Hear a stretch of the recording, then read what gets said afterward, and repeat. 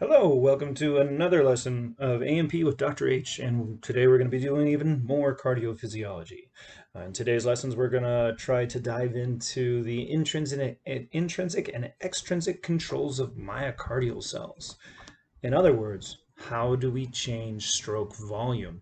Hopefully you guys have been watching my previous videos or other videos that are out there, and you've come along to learn a little bit more about how the heart functions. So let's review that real quick. I always try to do that. Set up a pre-made template for me to follow because all that's on here should hopefully be somewhat review. So go ahead and hit pause if you need to and draw this out so that you're ready to go. Where we want to start? All right, we want to start with the heart. We always want to start with the heart. What's the function of the heart? Pump blood out over time. How do we define that? Cardiac output. Sweet. Well, how do we create cardiac output? Well, we can create cardiac output with the anatomy of the heart. So what are the major two cardiomyocytes, autorhythmic cells, and myocardial cells? Autorhythmic cells create the heart rate versus myocardial cells, which create the stroke volume.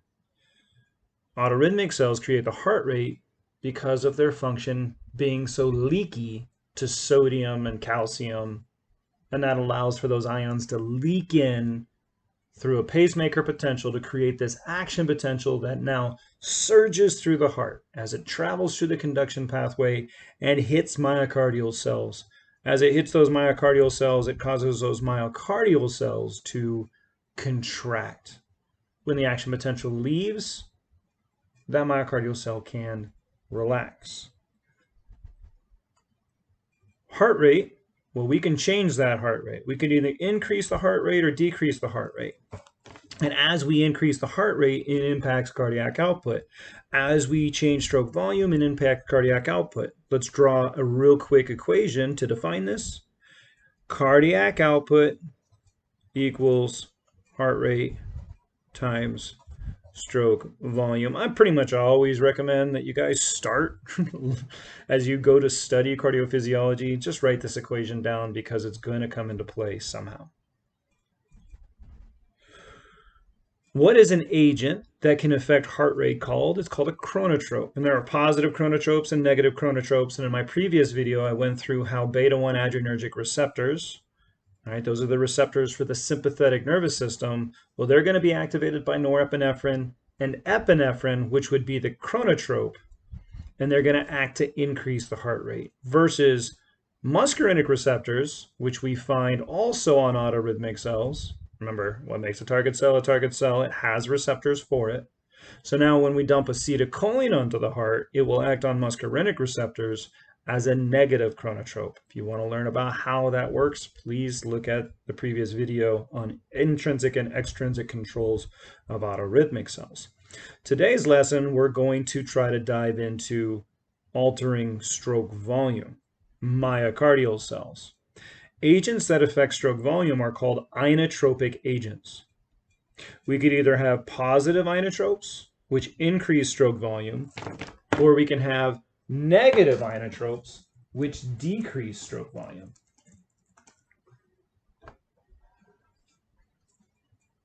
Okay, there are many positive inotropes out there, and there are many negative inotropes out there. Positive inotropes, though, you guys kind of have a background in positive inotropes already if you think about what you've learned about norepinephrine and epinephrine, right? We know that norepinephrine and epinephrine act on the sympathetic nervous system. And if you're running away from Mr. Axeman, do you want your heart to beat stronger or do you want it to beat weaker? You want that heart to beat stronger. So a great inotropic agent for you guys to learn about, really the starting inotropic agents for you guys to learn about, are norepinephrine and epinephrine. Whether or not norepinephrine is secreted as a neurotransmitter, or if norepinephrine and epinephrine are secreted from the adrenal medulla as neurohormones. Right? Other positive inotropic agents, maybe that you've learned about already, T3, T4, right? Thyroid hormone is going to upregulate the number of beta-1 adrenergic receptors. Beta-1 adrenergic receptors What receptors do we find on myocardial cells? Beta-1 adrenergic receptors. So the more beta-1 adrenergic receptors, as we upregulate them with thyroid hormone, the more sensitive those cells become to norepinephrine and epinephrine. And another one, which I've discussed in one of my previous lectures, I will discuss again today, is digitalis, which is a cardioglycoside. It's going to increase stroke volume. It's going to act as a positive inotropic agent. As negative inotropes go, there are a couple out there that are pretty important, like hyperkalemia. So if we increase the concentration of potassium inside of the blood, that's going to act as a negative inotrope. And another one, like a calcium channel blocker. Calcium channel blockers are going to block the influx of calcium into the cell, thus decreasing the amount of calcium inside the cell, not binding to troponin, not causing contraction. So calcium channel blockers are also used in the in practice, in medical practice, as a negative inotrope if somebody's heart is beating too strong for whatever reason. So how does this all work? Well, I think in order to go back and understand, in order to go forward and understand the intrinsic and extrinsic controls of myocardial cells, what we want to first look at is, well, how does the myocardial cell contract in the first place?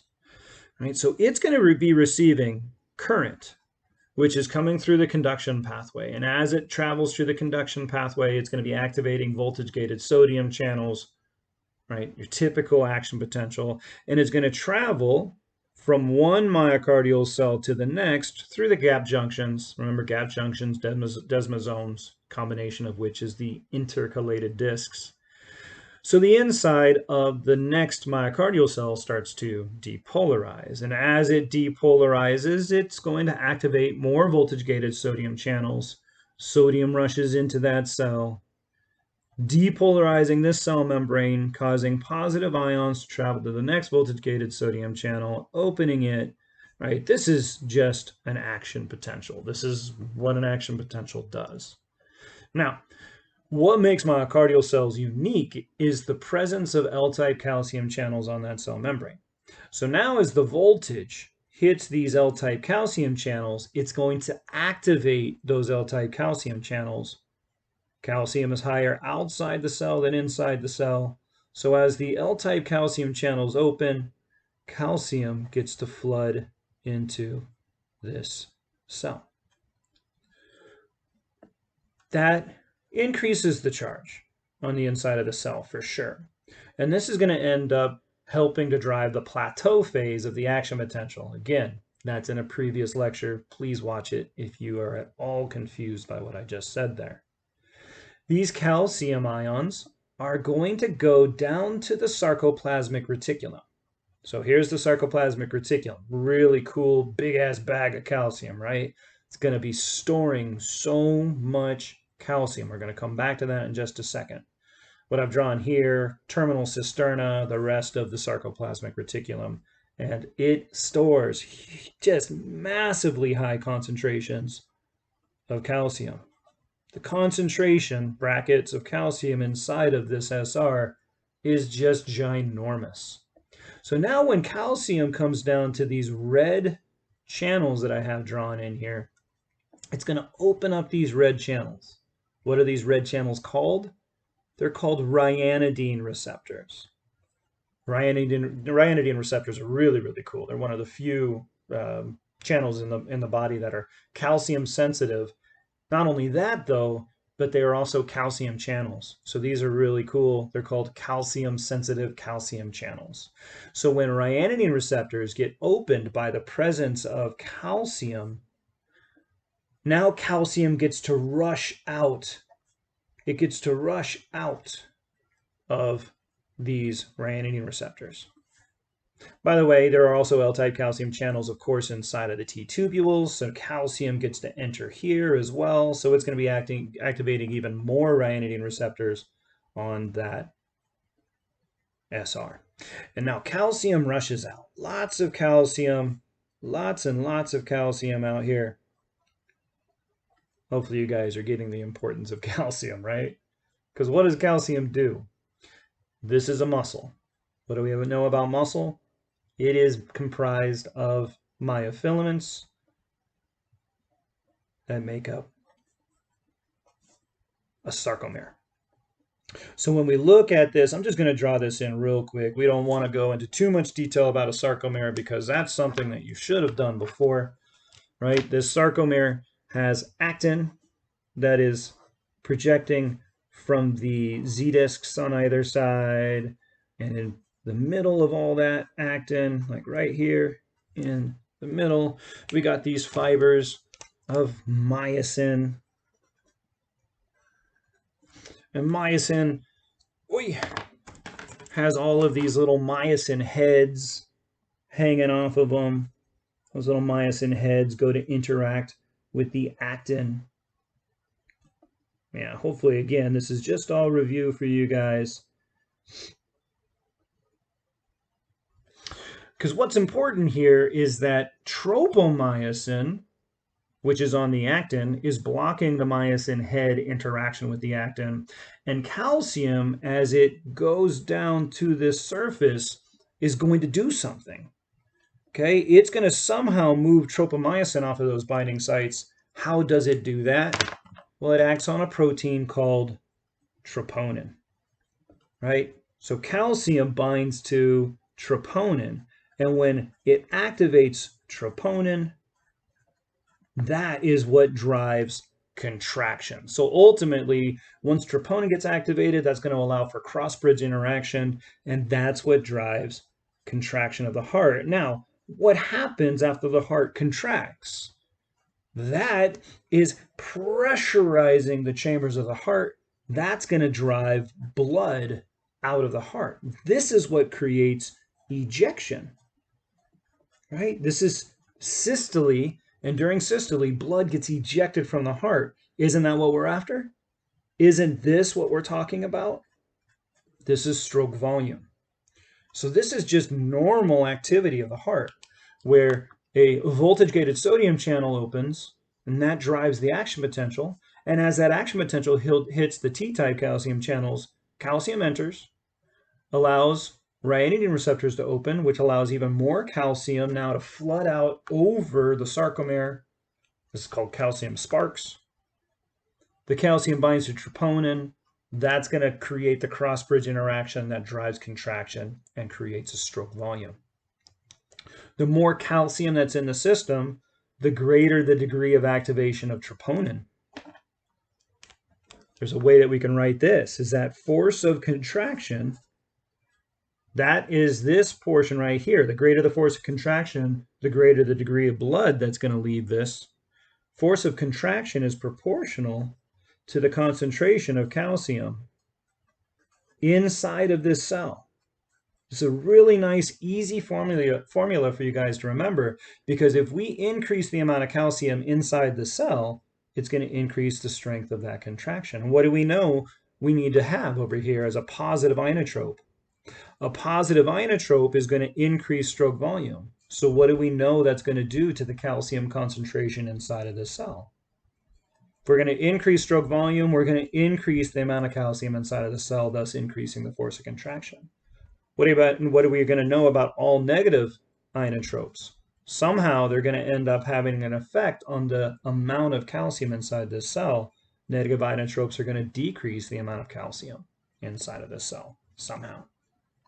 Right? So that's a really nice way to think about force of contraction. We're talking about stroke volume, and it's always proportional to the amount of calcium. Highly, highly, highly recommend that you guys learn that. Now, calcium. Let's come back to this idea that the sarcoplasmic reticulum is a big-ass bag of calcium. Let me grab a different color. Holy moly, I've used so many colors already. Now, on the sarcoplasmic reticulum, what allows the SR to be a big-ass bag of calcium is that it is covered in pumps. Okay, it's covered in pumps. These pumps now are going to be pumping calcium into the SR. And there's lots of different pumps. I don't know what you guys have learned about and what you haven't learned about. Right? There's all sorts of pumps that cover this surface. These pumps are also going to be found on the surface of the cell membrane as well. We're going to talk about those again briefly.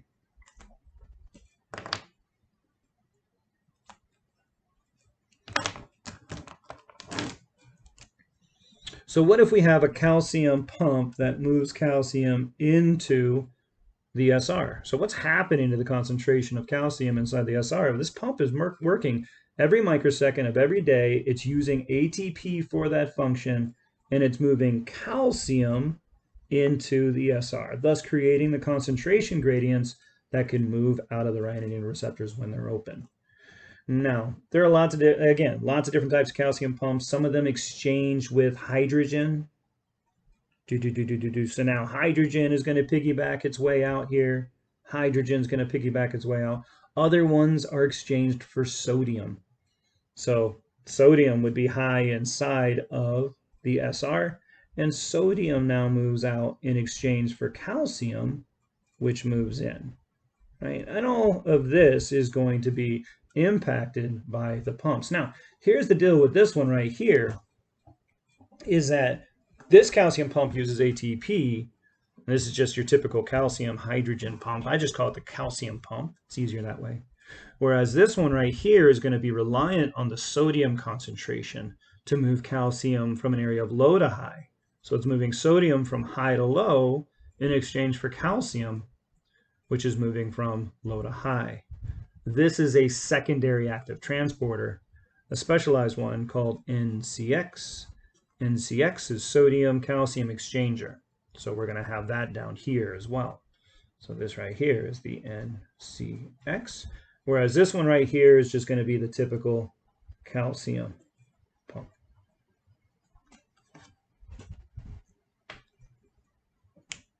These pumps are working every microsecond of every day, including when calcium's leaving the ryanodine receptor.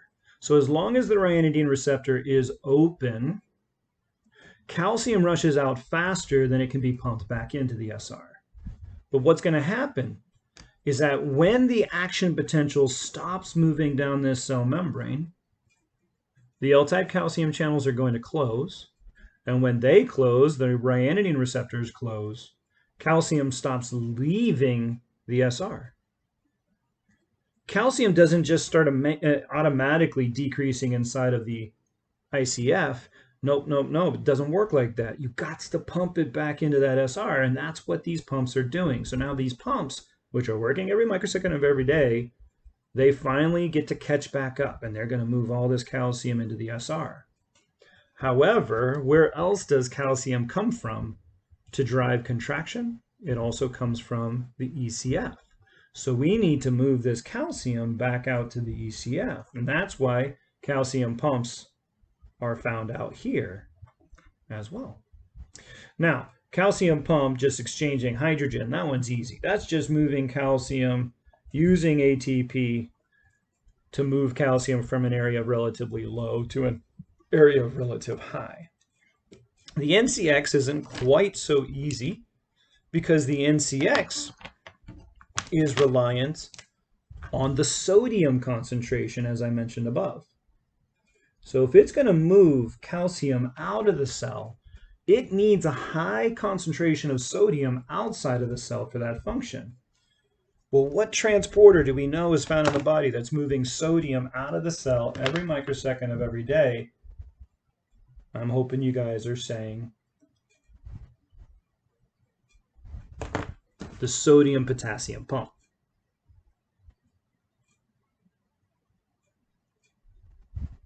Right, this guy right here uses ATP to move sodium out of the cell and to move potassium into the cell. So it's going to move 3 sodium out in exchange for 2 potassium in, and this is what creates the concentration gradients for both sodium and potassium throughout the body. Now, the NCX gets to rely on these 3 sodium, and let's actually reverse this arrow. Okay, it's going to take and move 3 sodium in. It's going to take sodium from an area of high concentration to an area of low concentration. And what gets to piggyback? What gets to use that kinetic energy? Calcium. So that's how the NCX works. It's going to take that concentration gradient of sodium being built up by the sodium potassium pump, and it's going to move calcium from an area of low to high using that kinetic energy. Awesome. That's supposed to be an S. Digitalis. I don't know why it went digitalic. That's weird. This is normal. This is just normal activity. This is review. I spent a lot of time reviewing because I personally, as a professor, think that redundancy is the key to learning. Students sometimes just want the answers. It doesn't work like that. It takes time. So review. An action potential travels along that cell membrane. It's activating voltage-gated sodium channels along the way as it does that, right? And that's depolarizing that cell membrane. Think of the action potential. Pull it out if you have to see it, the one with the big long plateau phase. Think of the action potential for the myocardial cell. As that depolarization hits these voltage-gated channels on the cell membrane, it's going to open up these L-type calcium channels, allowing calcium to flood into that cell. That's that start of the plateau phase. That calcium now is going to activate ryanodine receptors, calcium-sensitive calcium channels that drives calcium out of the sarcoplasmic reticulum, dumps calcium onto the sarcomere that lies below it. And as calcium binds to troponin, now we get the cross-bridge interactions. This is going to drive contraction, and it's going to allow for blood to be pumped out of the heart. And the amount of blood pumped out of the heart in a single cardiac cycle is called stroke volume. Do not think that we're done yet, because in a cardiac cycle, the heart must relax. It's actually, in my opinion, more important than contraction of the heart, because that heart has to fill with blood. Otherwise, who gives a dang how hard it contracts? It can contract all at once. There's no blood to pump out. There's no stroke volume. So now this heart has to relax. And how is it going to relax? The first thing is the action potential stops traveling from that autorhythmic cell. And when that action potential stops, the L-type calcium channels close, the ryanodine receptors close, and these pumps get to catch back up, moving the calcium back into the SR and moving calcium out into the ECF. And as we decrease the amount of calcium inside that cell, what happens to the force of contraction? It will decrease with it. Nice. Now we've reviewed, by the way, now once that action potential starts to go away and the L-type calcium channels close, let's not forget about those voltage-gated potassium channels.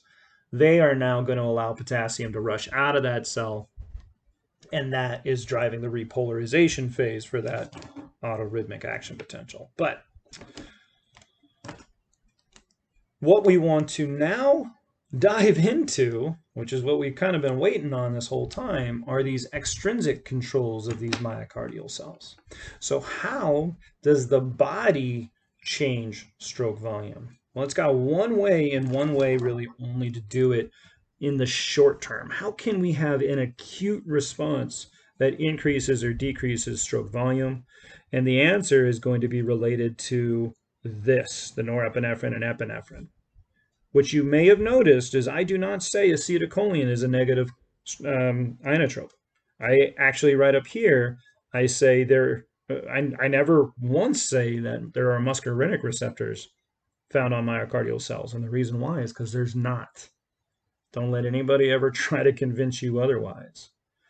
What we have are beta-1 adrenergic receptors again. Okay, these 7 membranes spanning with a G protein, a G stimulatory protein found on the inside. So now when we have norepinephrine or epinephrine that comes into the system, right, this norepinephrine is going to go and activate the beta-1 adrenergic receptor. And what's going to happen? This G stimulatory protein is going to have, just like we've talked about before, right? GTP is going to displace GDP, and that activates the G protein. Now this G protein gets to go and have a positive impact on good old adenylate cyclase. Okay, adenylate cyclase, we're going to go ahead and draw it right here on the cell membrane. This is adenylate cyclase. AC stands for adenylate cyclase, and adenylate cyclase converts ATP. It's going to take ATP and it's going to hydrolyze it into cyclic AMP. Cyclic AMP increases the activation of protein kinase A inside of that cell. So now we're going to get an increase in the amount of cyclic AMP and an increase in the activation of pKa. Now, pKa goes around and phosphorylates things, and that's ultimately what we're after. If we start throwing phosphate groups on things, we start to activate those said things. So let's look at what is actually getting phosphorylated here. I'm going to go ahead and draw this phosphate group in as orange so that when we see this phosphorylation in other places, hopefully it stands out a little bit better. So the first place that this is going to go and act on is we're going to start phosphorylating these L-type calcium channels. Okay, and I'm going to try to draw a tiny little P so you guys can see this phosphorylation. So when pKa goes and phosphorylates the L-type calcium channels, when pKa phosphorylates, so basically I'm going to say cyclic AMP, as that increases, it's going to increase the activation of pKa. And when that goes, it's going to go and do a number of things.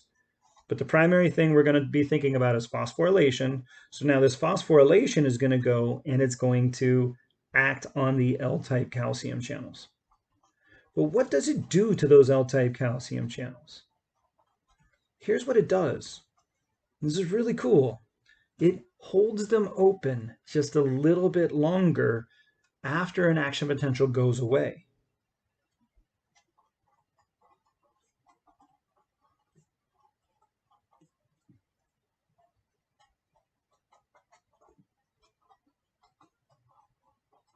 So when an action potential goes away, those L-type calcium channels should have just slammed shut, but now they're held open just a little bit longer. So what's going to happen to the amount of calcium entering that cell? As the L-type calcium channels are held open a little bit longer, this is going to increase the amount of calcium entering. So this is going to increase the concentration of calcium inside of that cell. Does that make sense? What's that going to do to the ryanodine receptors? Well, it holds them open a little bit longer as well. So now even more calcium gets dumped out. And what do we know about calcium? Is that the force of contraction is proportional to that concentration of calcium. So if I increase the concentration of calcium inside that cell by holding that L-type calcium channel open just a little bit longer, then what's going to happen next? It increases the force of contraction. Just right there it does. By the way, it's got more function than that, but we're going to start there. Now, what else does this phosphorylation do? What else does it do? Well, it's going to go and act on these calcium pumps. Okay, it also acts on these calcium pumps. And as it acts on these calcium pumps, it speeds them up. It makes the calcium pumps work faster. How does it do that? Well, here's what this phosphate group is actually going to go do.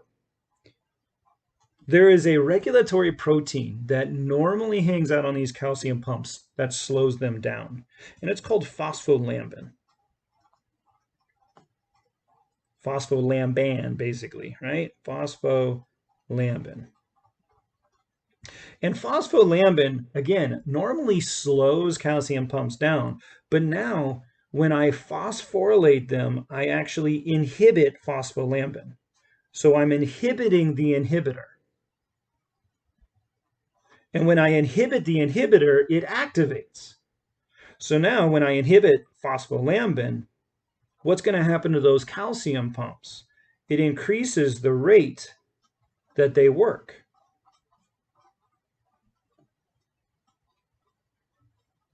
It increases the speed that the calcium pumps are working. So if I increase the rate that those calcium pumps are working, what's going to happen to the amount of calcium inside of the SR?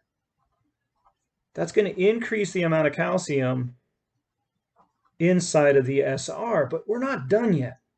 Because as long as the ryanodine receptors are open, that calcium inside of the SR gets to move from an area of high to low. And we just increase that concentration gradient. So now calcium gets to leave faster. So when we increase the concentration of calcium inside that SR and ryanodine receptors are open, that's going to end up allowing for calcium to flow out of the SR faster. And what's going to happen to the concentration of calcium inside that ICF? It's going to be increasing, thus increasing the force of contraction. This is only if ryanodine receptors are open, though, right? If RYR open. We want to make sure that we understand that, because what if the RYR is closed?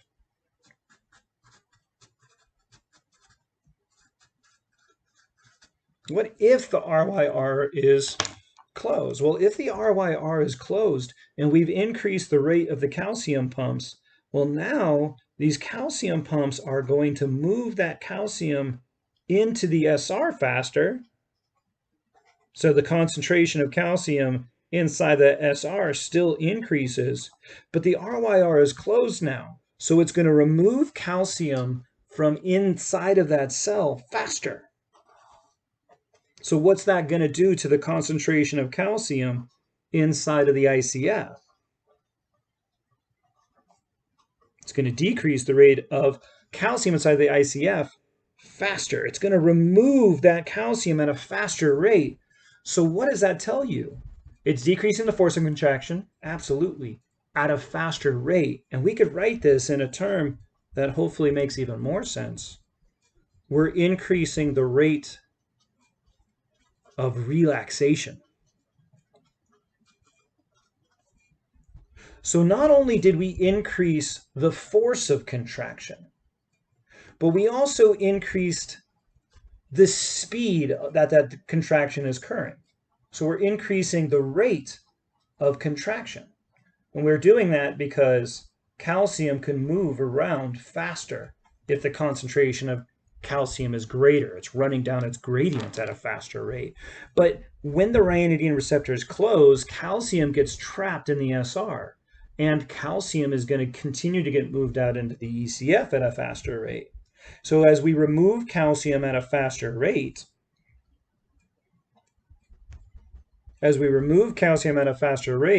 that is going to decrease the calcium inside that cell at a faster rate, therefore increasing the rate of relaxation. And I hope this makes sense to everybody, right?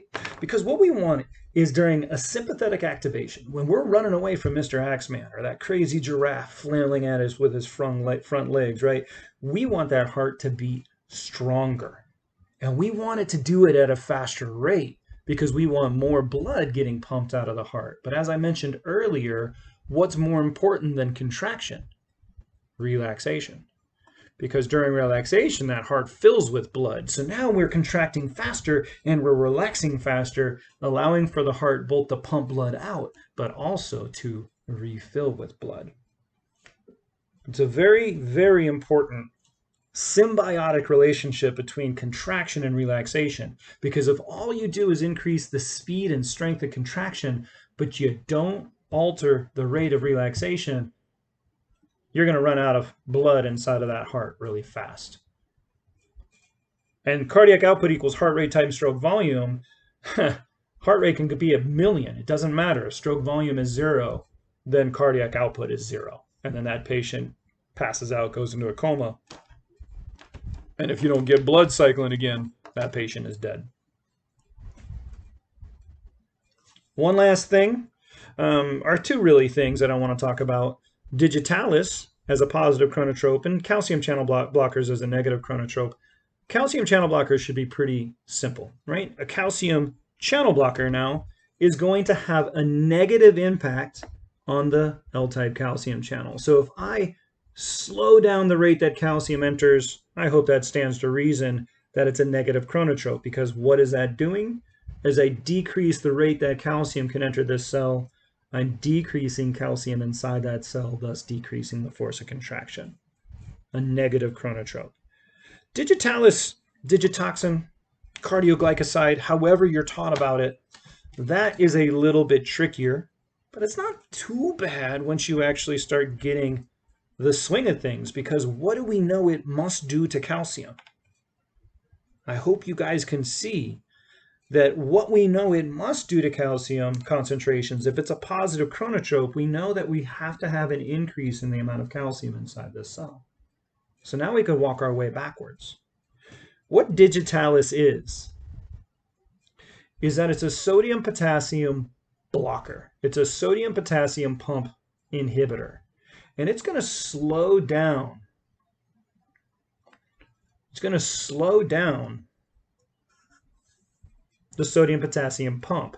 And if I slow down the sodium-potassium pump, what's going to happen to the amount of sodium that moves from inside of the cell to outside of the cell? That's going to start to decrease. So what happens to the concentration of sodium outside the cell? It also starts to decrease. And if I decrease the concentration of sodium outside the cell, I'm decreasing the kinetic energy required to run NCX. I'm decreasing the total available sodium. So what's going to happen to the rate that the NCX can move? It slows down as well.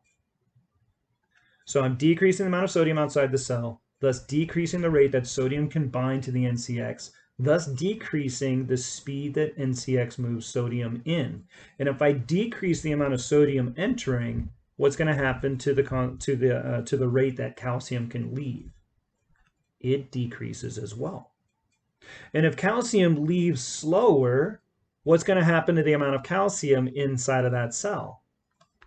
It's increasing. We can't get rid of it, therefore it increases inside that cell. Now what do we know about the concentration of calcium inside that cell?